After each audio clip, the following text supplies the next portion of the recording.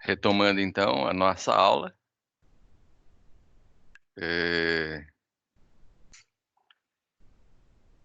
conferindo aqui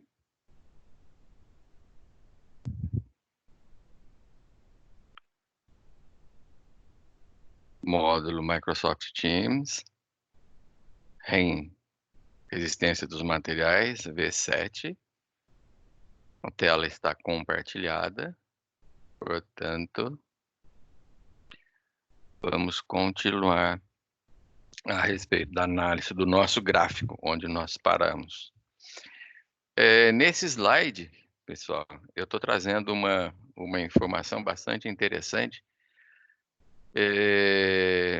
onde o nosso LDD, Livro Didático Digital, ele informa o que é que pode estar acontecendo e apresenta vários diagramas em relação ao mesmo material. Observe o seguinte: aço é uma liga de ferro e carbono. Então, o ferro puro, ele tem uma reação com relação ao limite de ruptura e deformação, e aí eu passo a tratar esse ferro com carbono, deixando esse material mais duro, uma liga mais resistente, porém mais quebradiça. Então a tensão, eu consigo aumentar a tensão, mas eu vou reduzir o limite de elasticidade. Embora todos eles pareçam o mesmo logo no início da incidência da carga, mas a deformação ocorre na medida em que o aço ele é tratado. Então, aqui é uma liga de aço temperada e recozida. Se eu pegar um aço com alto teor de carbono, 1020, 1030, ideal 1030, 1020 para cima, 1010 não dá. 1010 não aceita têmpera, na proporção que a gente gostaria, até para fazer um aço ferramenta, né? Mas 1020, 1030, 1035, dali para cima, ele já torna-se um material mais dúctil, ele fica mais resistente. Então, quanto mais eu incidir a carga de tensão, mais resistente ele fica, porém mais quebradiço ele também ficará. Tanto que o aço, depois de temperado, ele é um aço 1035, recebe um calor, se eu não me engano, 700, 755, 750 graus, vermelho cereja claro, e aí eu faço o resfriamento dele na água. Olha que interessante, ó, busquei alguns anos atrás, hein? Boas décadas atrás, tornando esse aço temperado, ele ganha uma certa resistência, mas ele perde com relação à tensão aí ao módulo de elasticidade, ele fica quebradiço. Mas se eu pegar esse mesmo aço que eu temperei e fizer um recozimento nele, aquecer com uma temperatura menor e esfriar ele no óleo, esfriar ele na areia, eu vou dar uma condição diferenciada para ele, e essa condição diferenciada vai fazer com que ele absorva a tensão, mas fique menos quebradiço. Então é mais fácil a gente conseguir trabalhar com ele, é mais fácil a gente operar com ele. Ok, então eu tenho liga de aço, sai diferenciadas em relação a um aço carbono que ganhou um tratamento em cima do ferro que era puro. E aí eu começo a explicar um pouquinho. Observe o seguinte: isso pode ocorrer devido ao processo de produção, que é uma composição química com relação à microestrutura e defeito dos materiais. Mesmo apresentando diferentes propriedades físicas e mecânicas, todos possuem o mesmo módulo de elasticidade no trecho inicial, ou seja, todos os materiais possuem a mesma rigidez Todos os materiais possuem a mesma rigidez, com a mesma capacidade de resistir à deformação nesse trecho inicial. Todos os materiais possuem a mesma rigidez. Olha só, eu estou fazendo a incidência de uma determinada tensão nesse instante, com a mesma capacidade de resistir à deformação nesse trecho inicial. A partir daí, começa uma deformação que deixa de ser elástica e passa a ser uma deformação plástica. O material cedido à carga, ele não retorna mais à condição inicial. A deformação, ela será permanente.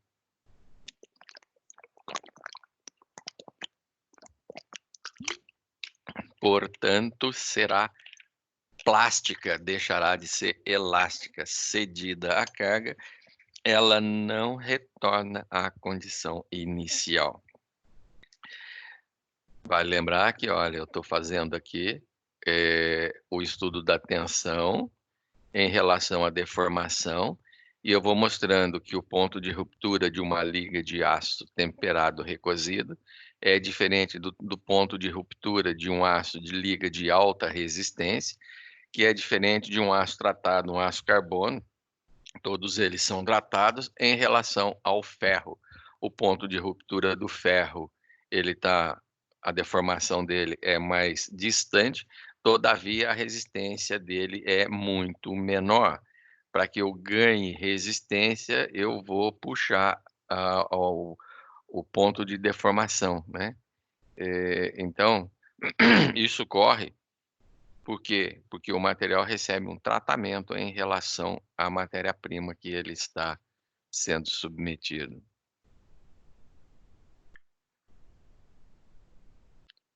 Chamadas em andamento, todos eles estão aqui. Ok.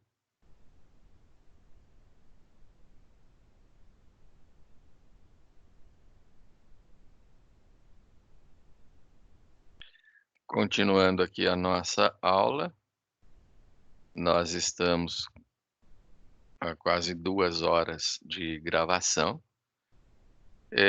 Como é feita a produção do aço? Por isso que eu passei aquele vídeo. O aço é produzido basicamente a partir do minério de ferro, carvão e cal. A fabricação do aço pode ser dividida em 4 etapas. Olha que interessante. O aço é produzido basicamente a partir de minério de ferro. É isso que a gente exporta para a China, por exemplo. Nós exportamos a matéria-prima, minério de ferro, e retornamos à aquisição de chapas de aço. O Brasil também produz, mas eu acho que a gente tem que agora produzir mais, agregar valor ao nosso produto, agregar valor à nossa commodity. Não só exportar a matéria-prima, mas exportar sim o produto, não só exportar o insumo, mas exportar como matéria-prima já com valor agregado, exportar chapa. A fabricação do aço pode ser dividida em 4 etapas: preparação da carga, redução, refino e laminação.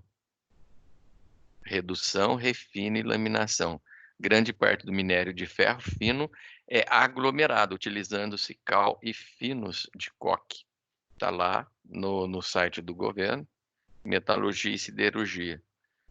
Qual tipo de carvão é empregado na fabricação do aço? O carvão vegetal é usado preponderantemente na produção de ferro gusa e aço.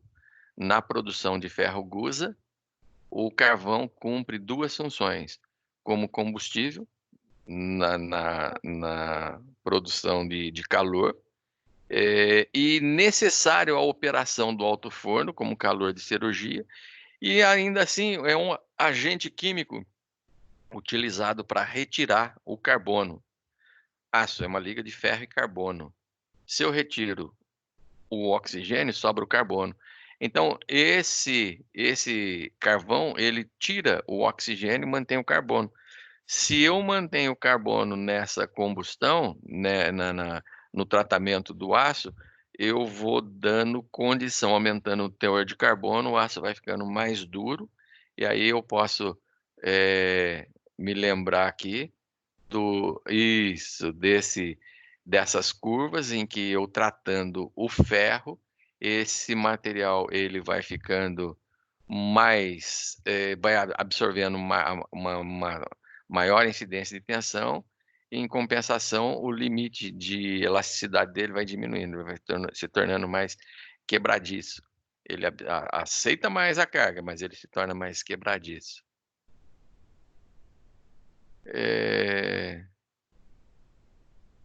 Como transformar minério? No alto forno, coloca-se o carvão com alto teor de carbono, coque, no alto forno. Temos aí as acearias. A acearia tem o alto forno. O alto forno, para quem é da engenharia de produção, engenharia mecânica, é de extrema importância conhecer esse produto, conhecer essa ferramenta, esse recurso. O alto forno não pode parar, o alto forno não pode esfriar. O alto forno é um equipamento que, se tiver uma parada programada, toda manutenção tem que ser feita. Se ele parar durante o processo, é um prejuízo muito grande, muito grande. A temperatura que está lá dentro é absurda, ele não pode esfriar. Então, no alto forno, coloca-se carvão com alto teor de carbono, coque, calcário, com o objetivo de remover as impurezas, e acrescenta-se o oxigênio para queima. Eu vou inserir o oxigênio para a combustão do alto forno. Essa combinação vai resultar no ferro gusa ou ferro fundido, e também no aço. Para produzir ferro e aço com características especiais, acrescenta-se outros metais, outros elementos químicos. Então, eu posso produzir o ferro, posso produzir o aço, mas eu não posso me esquecer que esse material, ele, se receber outro metal, ele dá uma característica particular ao material produzido no alto forno, que pode ser de maior ou menor ductibilidade.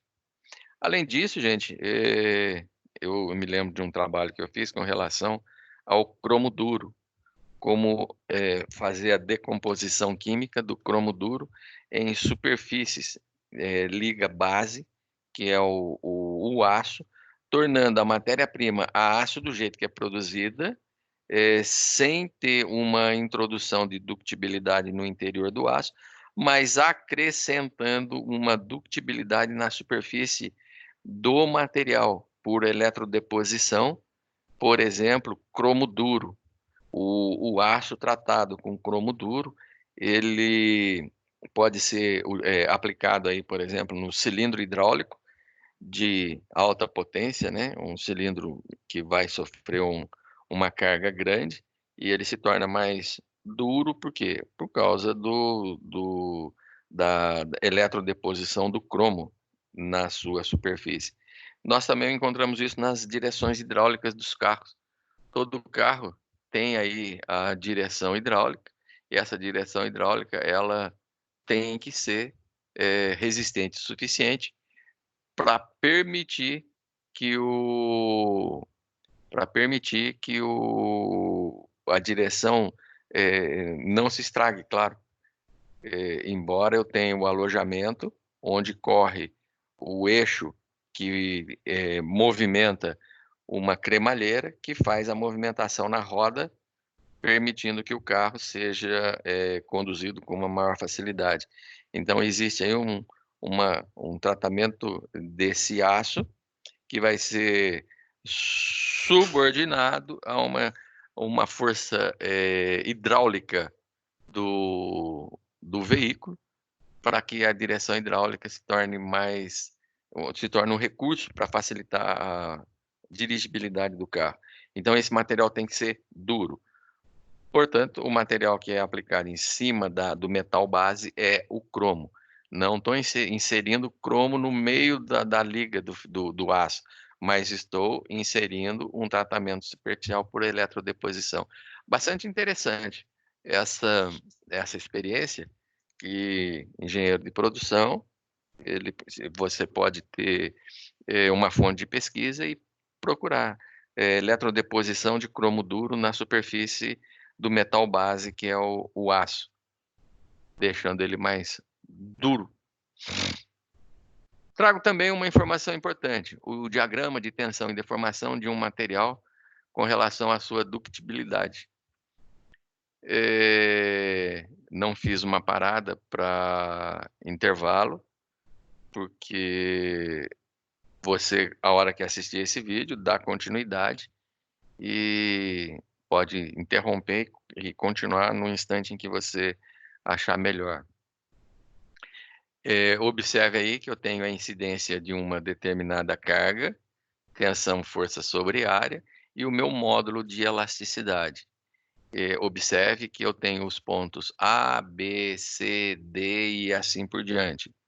Então, se eu faço a incidência de uma tensão num determinado material, eu vou exigindo uma deformação dele, que pode ser uma deformação elástica.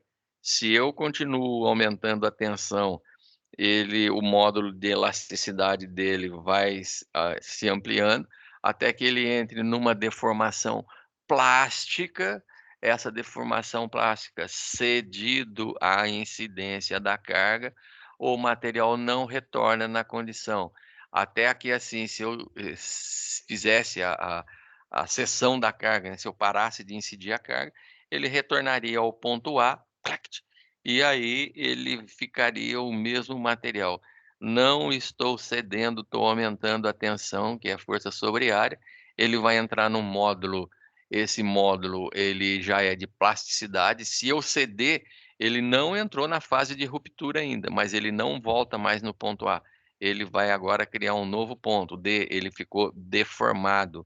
Essa deformação, ela deixou de ser elástica e passou a ser uma deformação plástica. Bastante interessante a interpretação desse gráfico, e você só consegue fazer isso se tiver atenção, tranquilidade e assim por diante. Então, o nosso LDD, ele diz aqui que o material dúctil dessa figura 2.23, ele recebe um carregamento que tem início da carga no ponto A. E esse ponto A, ele vai tender a se transformar, dada a essa tensão, até que a carga seja cedida. Então, quando é descarregado por ter passado o limite de proporcionalidade, representado pelo trecho reto AB, o material apresenta uma deformação permanente, registrada no ponto D. Então, ele cedeu a carga, ele volta para o ponto D, não mais para o ponto A. No ponto A, incidida a carga, cessada, ele retornaria ao ponto A. É como se essa flecha voltasse para o ponto A. Nesse caso, eu não cessei a proporção da carga, ele entrou numa deformação plástica. Antes da ruptura, se for cedida a carga, ele volta, mas não mais na condição inicial, numa condição nova. Ele ficou deformado.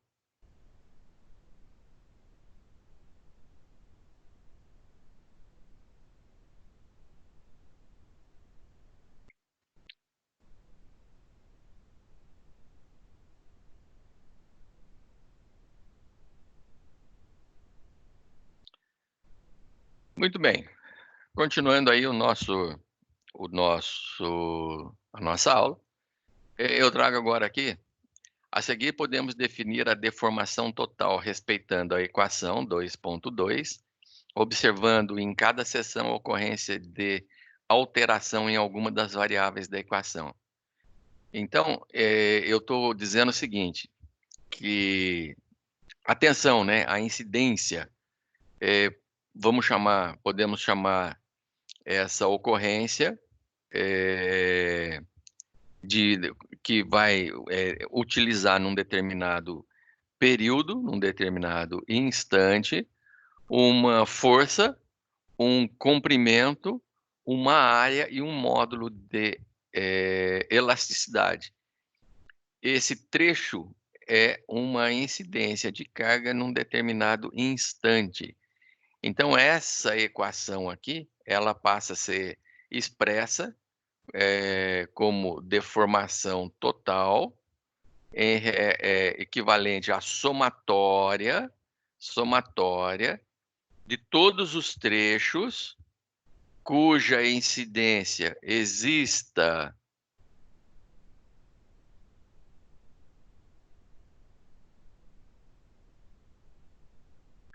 Parece que algo deu errado, estamos tentando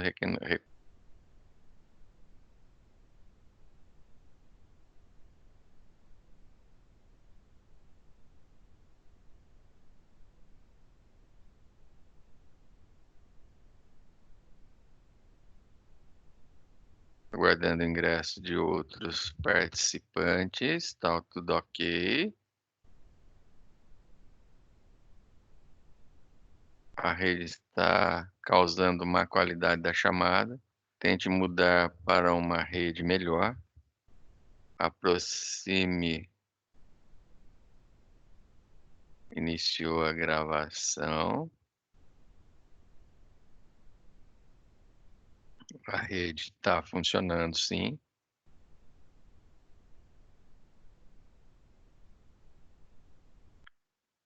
Ok. Estamos em andamento. Existe aí um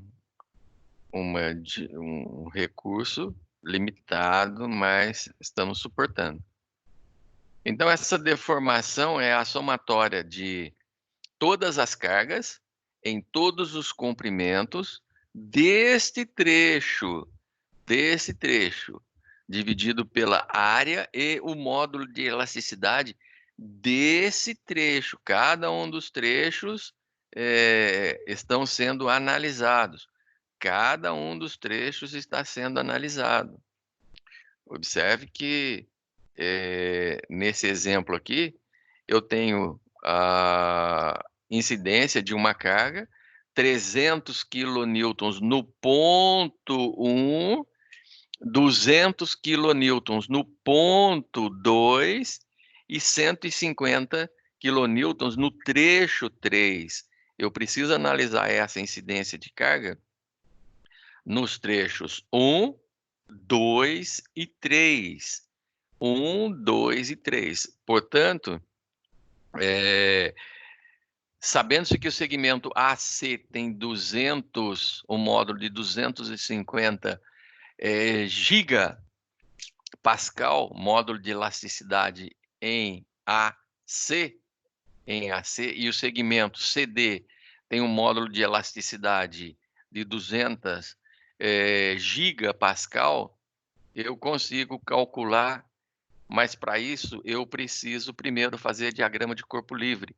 Observe aqui que eu tenho esse instante aqui 1, esse instante 1, esse instante daqui até aqui 2, e esse instante, período, trecho daqui até aqui 3. Então eu tenho uma incidência de carga no trecho 1, 2, um reflexo aqui, e 3. Portanto, eu preciso decompor essa carga aqui, ó, 150 quilonewtons no trecho 3, 150 de um lado e 200 de outro no trecho 2, 350 com reflexo de 200 mais 150 no trecho 1. Então, eu preciso calcular o trecho 1, 2 e 3. Por isso que a fórmula fala que é uma somatória de uma carga em relação a um determinado comprimento, que é a somatória de uma carga em um determinado comprimento dividido pela área vezes o módulo de elasticidade dessa área, desse trecho aqui, desse trecho, ó, essa somatória. Essa somatória, ela está aqui, ó, somatória. Trecho 1, trecho 2 e trecho 3. A somatória do trecho 1 com o trecho 2 com o trecho 3, que vem aqui do diagrama de corpo livre, trecho 1, ó, eu tenho 150 aqui, tenho 200 aqui. Então, eu tenho menos 50 como resultante desse trecho que eu estou analisando, desse trecho que eu estou analisando aqui. Esse trecho é extremamente importante. Esse trecho aqui. Porque eu tenho uma carga daqui para lá, daqui para cá, eu tenho outra, daqui para cá, eu tenho outro reflexo. Então, essa somatória aqui de todos os trechos pelos comprimentos dividido pela área e o módulo de elasticidade, esse módulo de elasticidade, eu não posso esquecer aqui que ele está dimensionado aqui, 250 e 200, né? 250 e 200, 250 e 200, vai me dar uma deformação de 3,52 milímetros. No slide 16, eu começo a trazer um pouquinho a observação com relação ao serviço, quanto ao serviço, componente mecânico de máquinas e estrutura, estão submetidos à ação de esforços ou cargas. O projeto adequado desse componente exige o conhecimento do comportamento mecânico ou das propriedades mecânicas dos materiais que são fabricados. São observações bastante interessantes. A tensão pode ser relacionada à deformação por meio de um diagrama tensão-deformação para um material específico. Essas informações são perguntas de prova, olha. A tensão pode ser relacionada à deformação. Sim, a tensão pode ser relacionada à deformação. E eu, quando relaciono a tensão em relação à deformação, eu tenho o gráfico de tensão-deformação. Está aqui o nosso gráfico de tensão-deformação. Está aqui o nosso gráfico de tensão-deformação. Está aqui o nosso gráfico de tensão-deformação. Por meio de um diagrama para um material específico. Eu posso ter um material e ainda posso ter o tratamento desse material do jeito que eu achar melhor.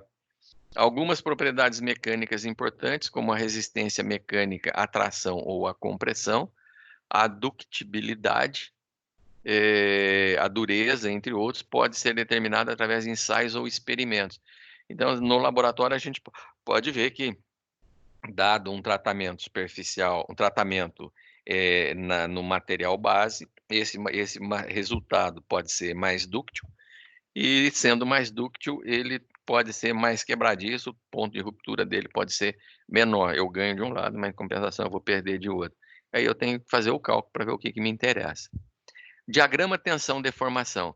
A resistência de um material depende de sua capacidade de suportar a carga sem deformação excessiva ou ruptura. Um dos testes mais importantes a realizar nesse sentido é o teste de tração ou compressão, utilizado principalmente para determinar a relação entre a tensão normal média e a deformação normal média. Em muitos casos, muitos materiais de engenharia, tais como materiais mecânicos, cerâmicos, polímetros e outros materiais compostos. Com os dados de teste, pode-se construir um gráfico para os diversos valores de tensão e deformação.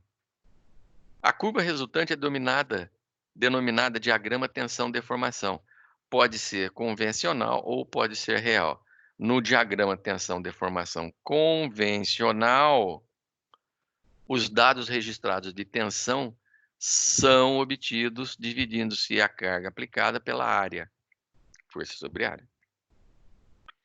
Deformação nominal ou de engenharia é medida diretamente pela leitura do extensômetro, para ver qual foi a deformação, dividindo-se a variação do comprimento pelo comprimento inicial. Variação, comprimento inicial, comprimento final. Eu trago aqui, tem um gráfico bastante interessante, bem explicativo. O mesmo gráfico que nós estamos falando, do diagrama de tensão em deformação convencional e real, onde eu tenho a incidência da tensão, e aí eu tenho uma área que tem um comportamento elástico, cedida ao comportamento da tensão, tensão elástica, cedida a carga, esse material retorna à condição inicial, e a partir do instante em que essa tensão não é interrompida, o material deixa de ser elástico e passa para ter um comportamento plástico, compreendido entre o escoamento, endurecimento por deformação e estricção. Tá?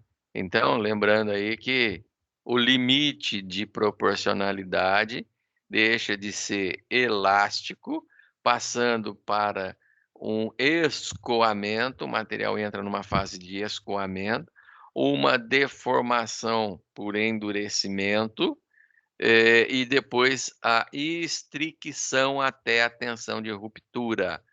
Chegou nesse instante, o material rompe e está definido o limite máximo absorvido. Então, esse escoamento nada mais é do que um aumento da tensão além do limite da elasticidade.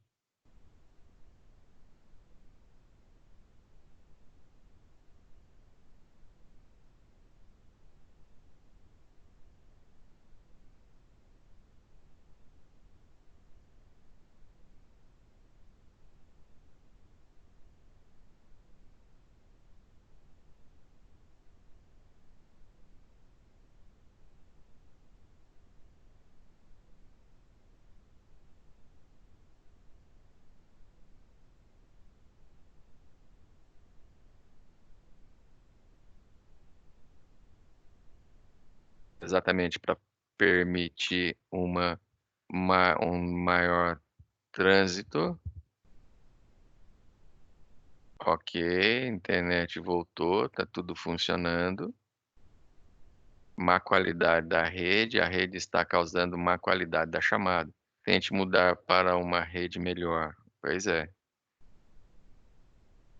Você está gravando, avise todos que estão sendo gravados. Nós estamos sendo gravados nesse instante.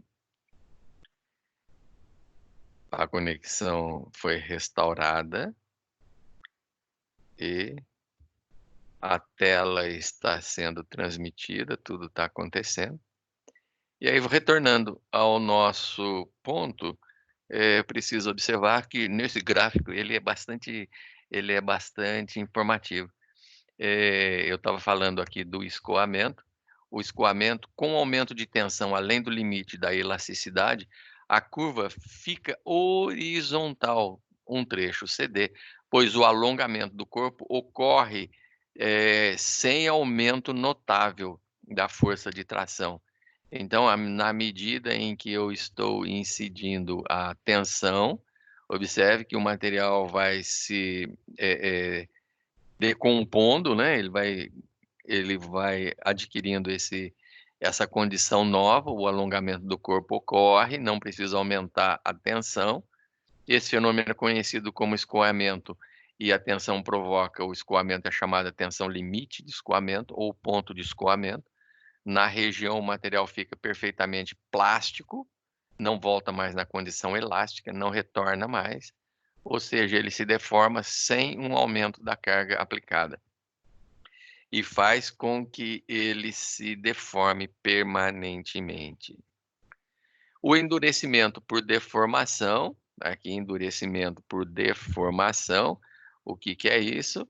Após o escoamento, o aço começa a recuperação, passando por mudanças em sua estrutura cristalina, resultando em um aumento da resistência do material para mais deformação. O alongamento do corpo de prova exige um aumento na carga e tração, que resulta em uma curva que cresce continuamente, mas que torna mais plana até que alcança a tensão máxima denominada limite de resistência. E a estricção, que nós estamos vendo aqui, o limite de resistência começa a sofrer uma deformação, no sentido elástico, aumentando essa proporção aqui de 15%, 5, 10, 15, 20, 30%. A deformação do corpo ela é maior. Nesse caso, ao atingir o limite de resistência, a área da seção transversal começa a diminuir, ele vai fechando até ele estourar. Em uma região localizada do corpo de prova, forma-se gradualmente uma estricção ou contração, empescoçamento, né? Ele vai fechando, fechando, fechando, fechando até ele estourar.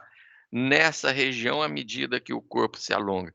Como a área da seção transversal está decrescendo continuamente, a área menor pode suportar apenas cargas decrescentes. Portanto, o diagrama curva-se para baixo até que o corpo de prova quebre. E aí entrou a tensão de ruptura. Resiliência. Eu estou fazendo uma análise de resistência, o limite máximo de resistência, limite de proporcionalidade, limite de escoamento, a região deixa de ser elástica, passa a ter um comportamento de elástico para plástico, chegamos na estricção e chegou a ruptura. A resiliência de um material é a capacidade de absorver essa energia sem sofrer qualquer dano permanente, ou seja, dentro da região elástica. Quando a tensão atinge o limite de proporcionalidade, a densidade de carga e deformação, ela é denominada módulo de resiliência, que equivale à área triangular da região elástica do diagrama. A tenacidade, capacidade de um material em absorver energia até a sua ruptura. A densidade de energia do material, um pouco antes da ruptura, é denominada módulo de tenacidade. Eu trago aqui agora um exercício que eu gostaria que vocês fizessem. Eu estou trazendo aqui a tensão, a haste de alumínio mostrada nessa figura tem seção transversal circular, está submetida a uma carga axial de 10 kN. Olha, 10 kN para cá, 10 kN para lá. Observe que a tensão tem que ser, a somatória das tensões tem que ser igual a zero. Então, uma para cá, outra para lá, cabo de guerra, a somatória tem que ser zero. Menos 10 mais 10 igual a zero. Se a carga for removida, qual será o alongamento permanente na haste? Suponha que o módulo de elasticidade é de 70 gigapascal. Então, eu tenho aí uma incidência, eu tenho um módulo conhecido de 70 giga, e eu quero saber agora qual vai ser a minha deformação. O meu gráfico aqui, ele está mostrando em milímetro, né? Em milímetro, a minha deformação e a minha tensão. Então, eu estou chegando aqui 10, 20 GB, 40 GB, 50 GB, 56 GB, 60, o meu módulo é de 70. E aí eu tenho a minha deformação, essa deformação deixou de ser elástica e passou a ser uma deformação plástica. Então, eu posso calcular a tensão normal nesse trecho AB e posso calcular a tensão normal no trecho BC. Olha, tensão, força sobre área. Olha, tensão, força sobre área. Olha a minha tensão aqui. A partir do instante em que eu tenho a tensão, aí sim eu consigo calcular a minha deformação. Do mesmo módulo que eu calculei esse daqui, que eu trouxe essa solução, que eu trouxe esse exercício que está solucionado no nosso LDD, eu peço que você agora interprete esse gráfico. Eu preciso que você explique o diagrama de corpo livre. Olha só, eu tenho a incidência de carga, ponto D, ponto C, ponto B, eu tenho uma distância do ponto C ao ponto D, do ponto B ao ponto C, do ponto A ao ponto B. Então, eu estou fazendo a análise do diagrama de corpo livre em relação aos pontos B, C e D. Lembrando que é similar ao que eu expliquei aqui atrás. Eu expliquei agora há pouco aqui essa incidência de carga no instante de A a B, P1, de B a C, P2 e de C a D, P3. Eu tenho que analisar o reflexo das cargas aqui, por isso que eu digo aqui esse menos 50, de onde que vem lá, ó, 150 para lá, 200 para cá, a incidência desse daqui dada ao vetor menos 200 mais 150, menos 50. Nesse caso aqui, eu não tenho números, mas eu tenho uma análise vetorial. E aí eu preciso que você diga para mim, analisando vetorialmente, qual é o resultado desse corpo livre. Explica para mim como analisar esse corpo livre. Responde para mim, encaminha para mim. Eu tenho um outro aqui, a diferença é só o vetor, incidência. Aqui ele está engastado, aqui ele está suportado. Aqui eu tenho uma carga de tração, aqui eu tenho uma carga de compressão, que não muda muita coisa, não. Eu tenho um instante, o chamado trecho, de A até B, duas cargas aqui, ó, PA, PB, no ponto A, no ponto B, o módulo E1, o módulo E2, num comprimento L1 e num comprimento L2. Aqui eu já trago o diagrama de corpo livre, quero que você explique. Aqui eu quero que você faça o diagrama de corpo livre e depois explique como você fez. É uma análise vetorial. Aqui eu trago um outro exercício. Explique. Perdão. Continue ainda explicando o diagrama de corpo livre, similar àquele outro que eu expliquei aqui atrás, similar a esse daqui, né? Eu tenho a incidência das cargas, tenho o diagrama de corpo livre e estou retornando agora para esse daqui. Então, eu tenho 5 newtons aqui, 8 newtons para cá, o vetor de 4 newtons para cá, 7 newtons e assim por diante. Então, analisando o corpo livre nesse instante aqui, por que é que eu tenho o resultado de 5 quilonewtons? 5 para cá, 5 para cá, 5 para cá, 3 para cá, 7 para cá, 7 para cá. Por que que eu tenho esses resultados aqui? Analisa para mim, faz esse diagrama de corpo livre, me mostra aí por que que eu estou fazendo essa análise. Aí eu tenho x, y aqui, a carga positiva, a carga negativa, tá vendo? Da mesma forma que a gente analisa lá no gráfico, é possível de fazer essa análise. Olha os vetores, sentido dos vetores de um lado, sentido dos vetores para outro lado. E aí, trago mais um exercício ainda, um desafio. Exercício 4, por favor, resolvam, me enviem. Tá lá, coloquei lá nesse slide, odairdeassis@gmail.com, odairdeassis@gmail.com, odairdeassis@gmail.com, por favor, encaminhem para lá. Vai dar tudo certo. Um desafio. O conjunto é composto por um tubo de alumínio que tem seção de A até B, transversal de 400 milímetros quadrados.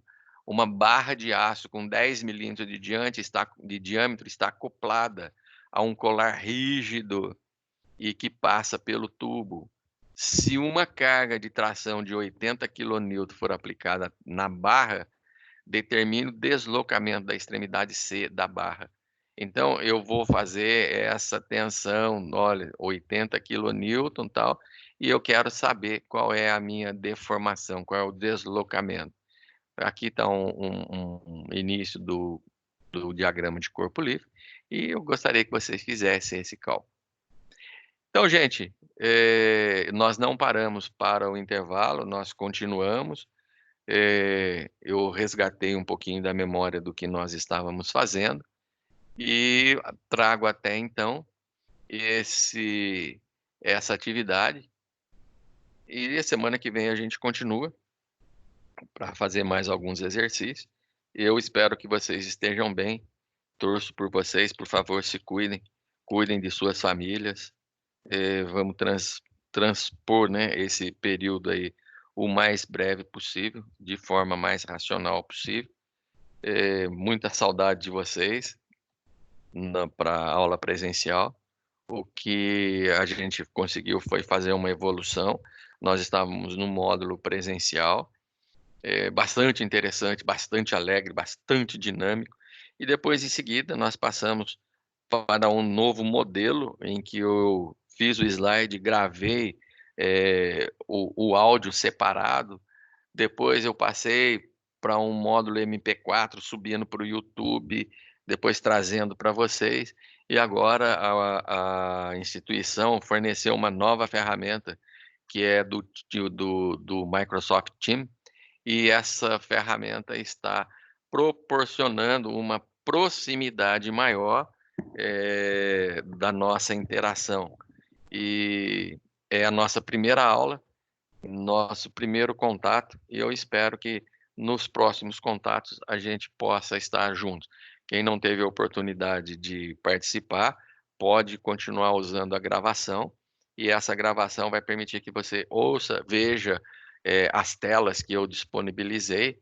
Esse sinalzinho vermelho aqui significa que a tela está disponibilizada, para que a gente possa utilizar os nossos recursos da melhor forma possível. Trouxe também algumas outras aulas que eu tenho aqui, que vocês têm disponível. Falei sobre os exercícios que precisa ser entregue, falei sobre os exercícios que precisam ser solucionados, também precisam ser entregues. Nós temos várias atividades, vários exemplos, e eu gostaria que vocês atendessem a esse chamado para que possa para que a gente possa, num instante, o mais rápido possível, solucionar e voltar ao nosso termo presencial. Um grande abraço a todos vocês, meus amigos.